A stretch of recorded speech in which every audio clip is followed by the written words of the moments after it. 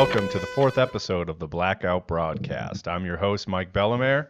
I got one of my co-hosts over here on my right, Jed Staples. Say what's up, Jed. And then over on the soundboard, we got Mr. Sean LaBelle. Hello.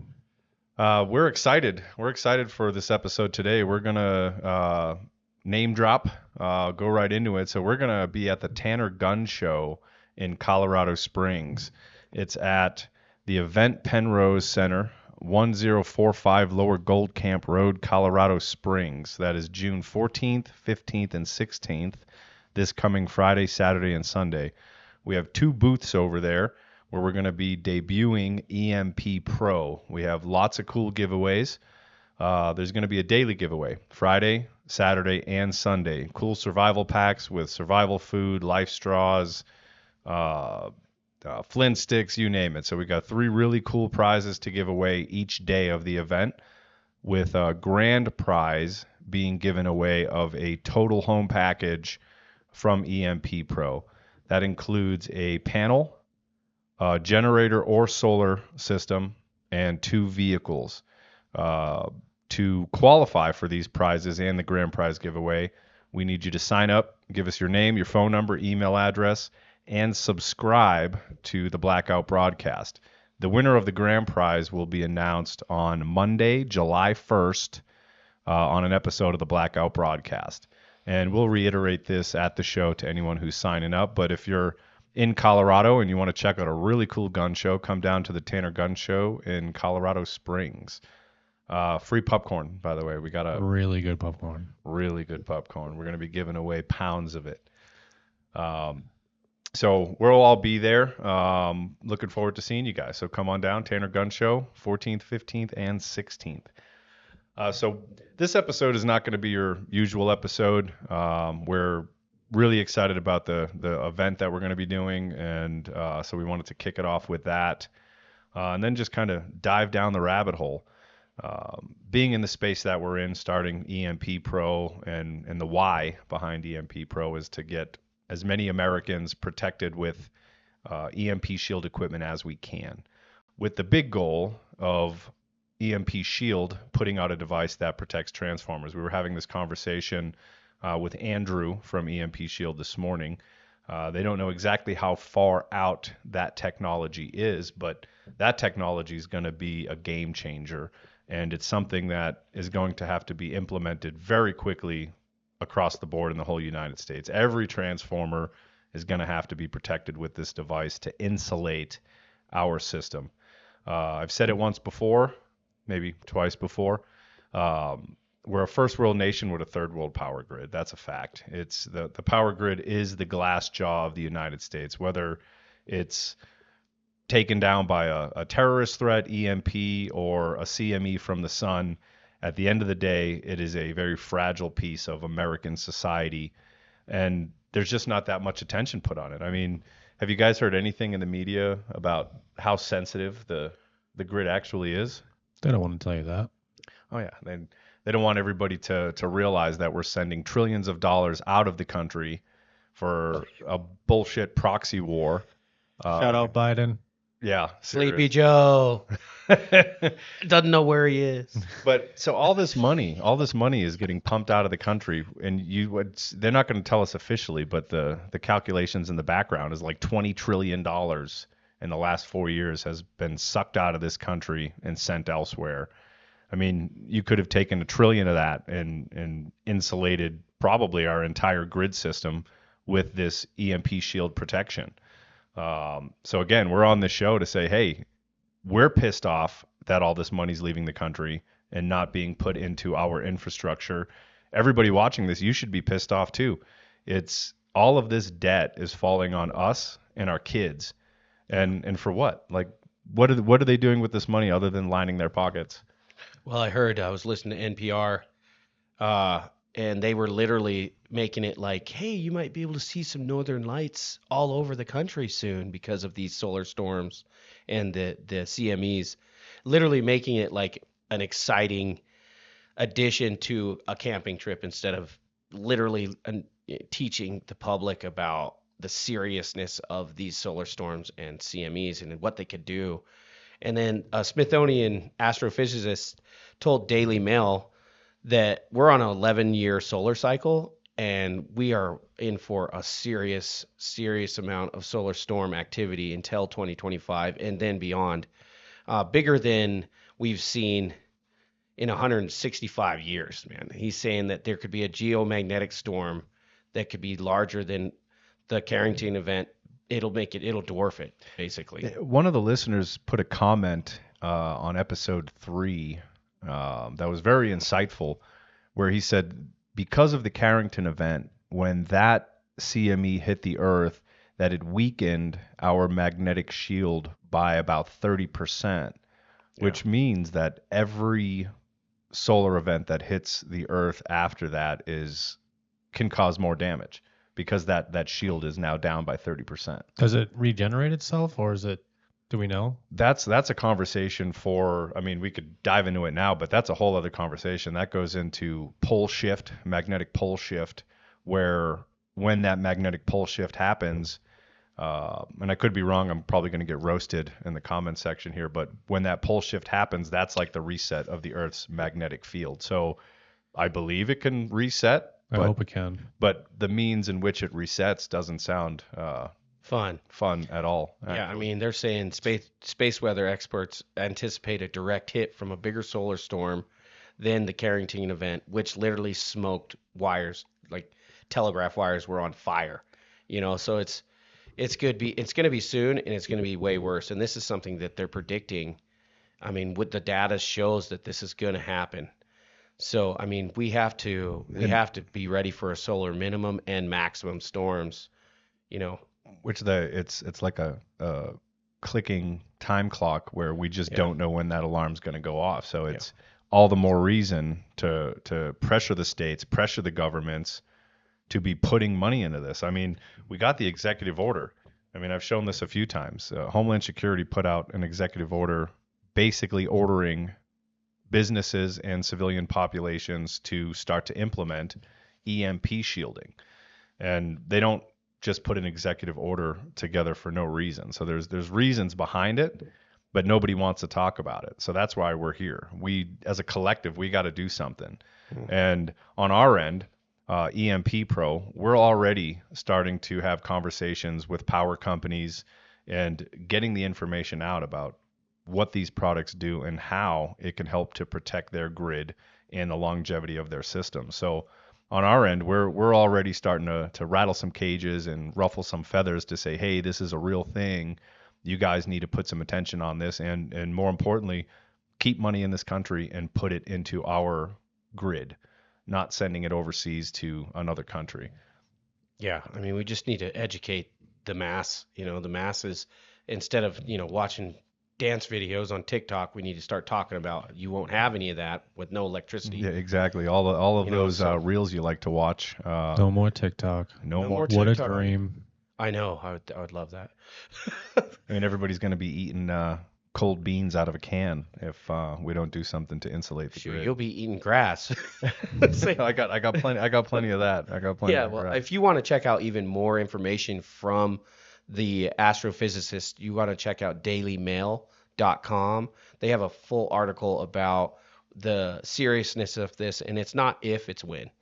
I mean, they're watching the sun with the Hubble telescope, and they're saying that the minimum storms are increasing to what a maximum storm was previously. Yeah, so go back to everyone's like, oh yeah, I can see the aurora borealis in Florida. That ain't normal. That's not good, people. You should not be able to see the aurora borealis in Florida. Yeah, I mean that's there's that's a reason literally why they call it the Northern Lights, not the Southern Lights. Oh, the equator lights. It's the Northern Lights. So we're chuckling over here, but at the end of the day, it's a serious thing, and we laugh to keep it light. But this is a very serious problem that the entire globe faces. But let's face it, we live here in America, and we need to do what we need to do to protect our infrastructure. And the big thing with one of these storms coming through is the transformers that it's going to knock out. And a lot of transformers that come into the United States are coming out of Mexico. So Canada, I think too. Canada, Mexico, we don't make our own transformers, which is scary, right? In the event that this happens, because if something like this happens, we'll just use Mexico for an example. Mexico is able to get their factory back online. They're not going to send their transformers to us. They're going to be using all of those transformers to get their own grid back online. So the biggest hangup in the system is currently, and you shared this on episode 2, 10 years, right? Roughly 10 years to get 6 to 10 years, depending on the size of the CME or EMP. Yeah, so we're looking 6 to 10 years to get 50. transformers up. So wouldn't it make more sense to put money into getting this technology to the manufacturing floor? And not only are we going to protect all of the existing transformers, but think of the amount of jobs that would create. I mean, insulating an entire system that's been here for 100 years is going to take a lot of hands. A lot of hands, and it could be all American, and it could be, we upgrade our grid to a point where now we are not have an Achilles heel, no matter what, from either an attack or from natural events. I mean, I'm looking at this sunspot AR3664. It's already larger than the sunspot from the Carrington event, and this was last week. This picture I'm looking at, it's coming. We need to get ready, you guys. Like, this is not a joke. We need to do something about this. I mean, the entire globe is sitting on that exponential curve, which is already vertical when it comes to technology. Mm. So the more technology that comes out just fortifies the reasons why we need to be considering these devices as your normal everyday product. I mean, you look at a GFCI in a bathroom, that was written into code because it protects people from getting electrocuted. Well, this device here needs to be written into code immediately and be on every new build for residential and business, as well as being written into code to retrofit, meaning install an existing equipment now. We don't know when the next big Carrington event is going to come, but hitting this solar maximum, all of the solar activity we're seeing, it can happen any moment. So do we sit back and say, well, it can happen any moment, so let's not do anything about it? Or are we going to say, hey, government, hey, state government, this needs to be looked at. Taxpayer dollars need to go into programs and getting the awareness out that this is a real thing. And as a collective, it's going to suck for everybody. So if we know this information, why aren't more people talking about this? Yeah. So, I mean, it's sombering when you think about it. But at the is. end of the day, knowledge is power. That's a fact. That's why we're here. This is a very real thing. So we're going to come on every week, and we're going to be talking about how this has to happen. And one of the things that Sean and Jed have wanted to talk about is pole shift. And I mentioned that earlier. So a magnetic pole shift. And if you don't know what that is, you can dive down the YouTube and Google rabbit hole and do a little research on it, and we'll bring you information in future shows. But we have a conglomerate of stuff that we have to deal with living on this little rock spinning around a big fiery ball. And at the end of the day, we're all in it together. But we got to start here. The United States has been a lighthouse for the rest of the world for the last 100 years. With the Industrial Revolution and having that ability to be free, think free, and have capitalism, the United States has brought a lot of cool shit to the table. That's a fact.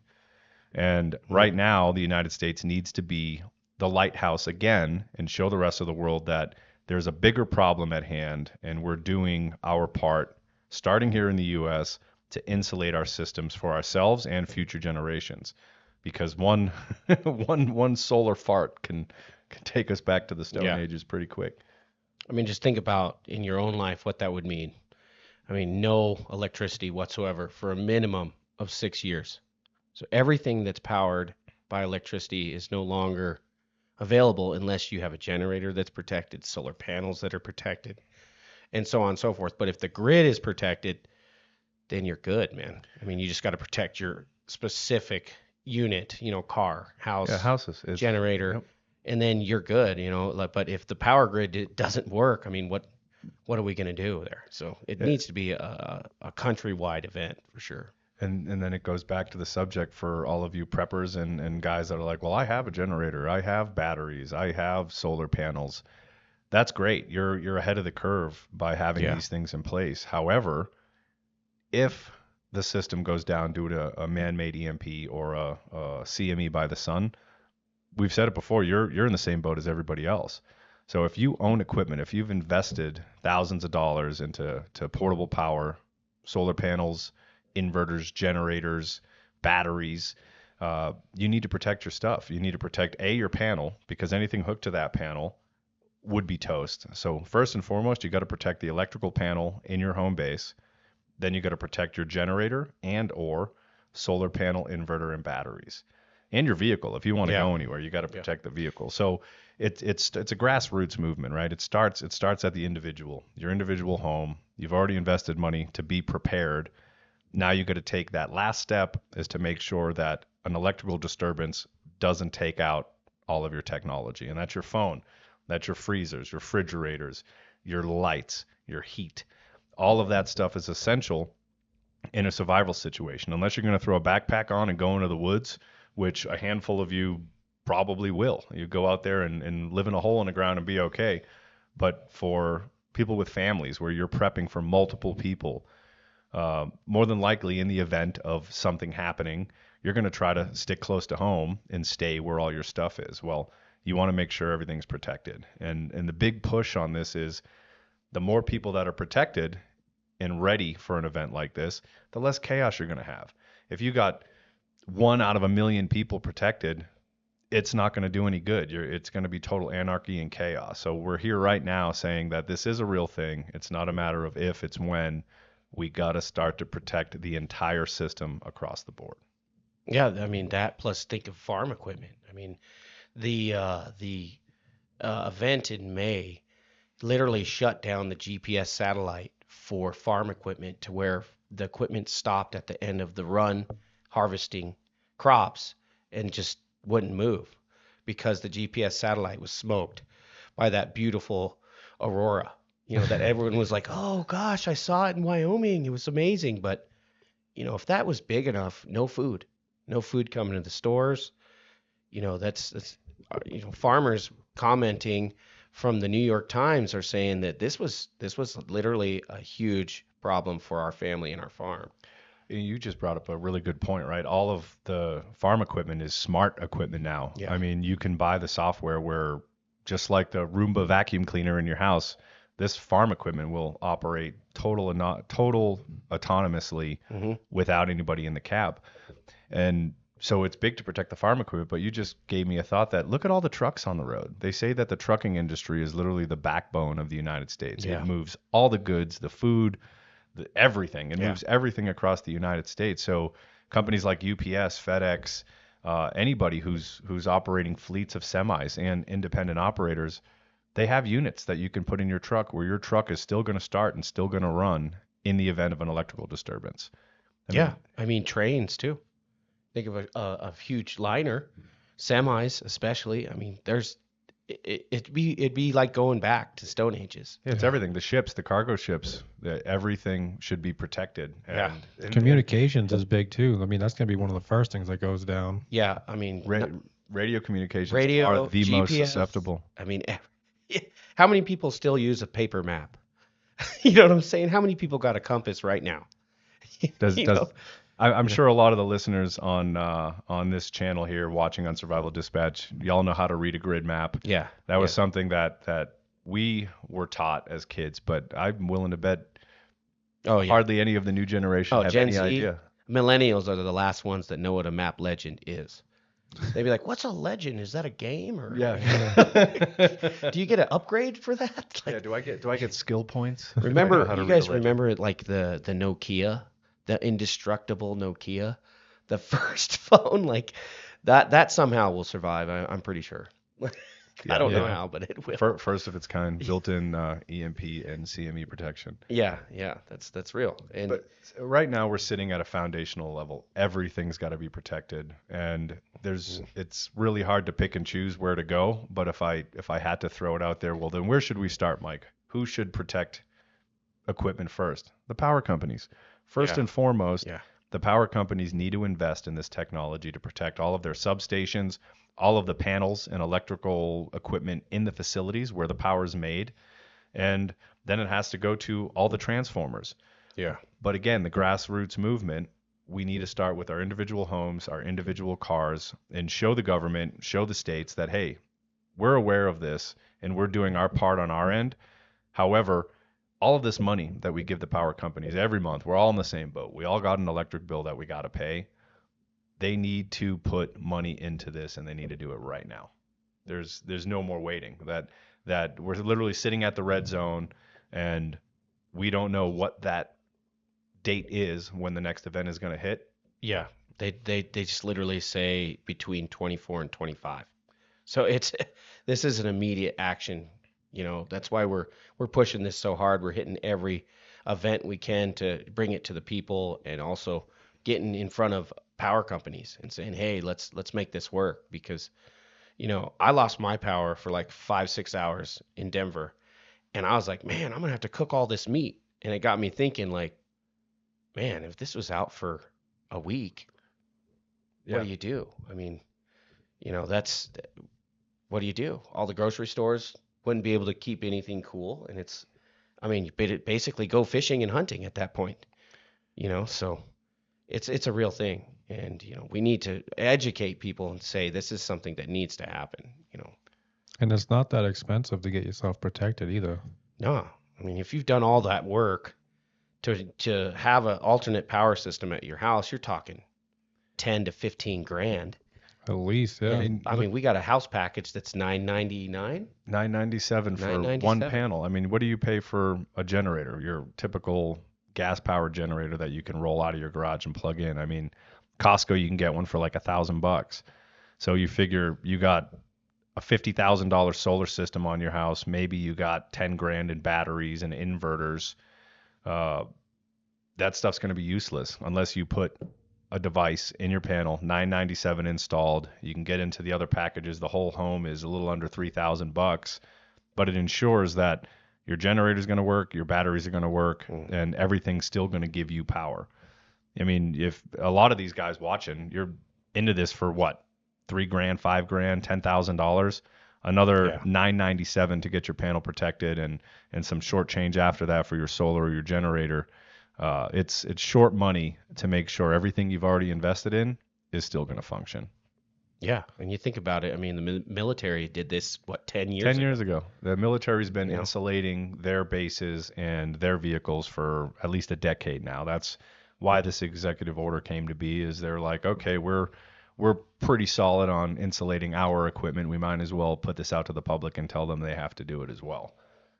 Yeah, and that's where we're at. That's what we need to do. And that's why we're here. EMP Pro is here to bring this to the community and protect as many people as we can. If you want some more information, you can go to emppro.com. You can see a full list of all of the packages that we provide. That pricing is good in the entire United States, including Alaska and Hawaii. If you'd like to go on and buy a device and do it yourself, we encourage you to get these devices installed by any means necessary. So if you're a DIY person and you want to do it yourself, you can go to empshield.com. You can use our promo code EMPPRO50 and save $50 off each device that you buy, and you can put the stuff in yourself. We really don't care how it gets done. We want people to get these devices, get them installed as fast as you can. Yeah, that's true. So we will have some exclusive giveaways, again, at the Tanner Gun Show in Colorado Springs this weekend, June 14th, 15th, and 16th. We'll have 3 cool survival packs that we're going to give away each day, with the grand prize being drawn on June 1st or July 1st on the Blackout Broadcast. So that's just a small way for us to get it out there and give some stuff away, spread the word, and help people get protected. Yeah. Well, what's in those packages? Do we know all the ins and outs of all those giveaways? So the Sunday package is the big dog. It's a military-style backpack with some survival food in it, some life straws, flint sticks, shovel, first aid kit, paracord, a couple of different knives. So that's the creme de la creme for the daily giveaway. And then Friday and Saturdays is just a smaller pack, version. Yeah. smaller version of the pack we're going to give away on Sunday. Yeah, it's gonna be fun. It's gonna be a good time. Yeah, Guys should Father's definitely Day, come you know? check out. Father's Day weekend, and lots of free popcorn. Please come and eat some popcorn. If not, we're going to have 150 pounds of popcorn seed that we're hauling back to Denver. Yeah, and all you got to do to enter to win is just subscribe to the Blackout Broadcast channel on YouTube. Yep. It's going to be a good time. You know, Tanner Gun Show is always a good time, man. Yeah, and just make sure you answer your phone when we call, because if not, we're gonna go on to the next person. Yeah, he's kidding. We'll send out, so whoever wins, we'll send out a text, an email, and if we don't get a response off that, we will extend a phone call. So that's why when you give us your information, your name, phone number, email address, and then subscribe to the Blackout Broadcast channel, that's how you enter to win. You can get one of 3 prizes, Friday, Saturday, or Sunday. And if you do win the prize Friday, Saturday, or Sunday, you're still entered into the grand prize of the Total Home Package giveaway that we will announce July 1st on the Blackout Broadcast. We appreciate everyone for tuning in, and we look forward to seeing you the next time. Thanks for watching. Later.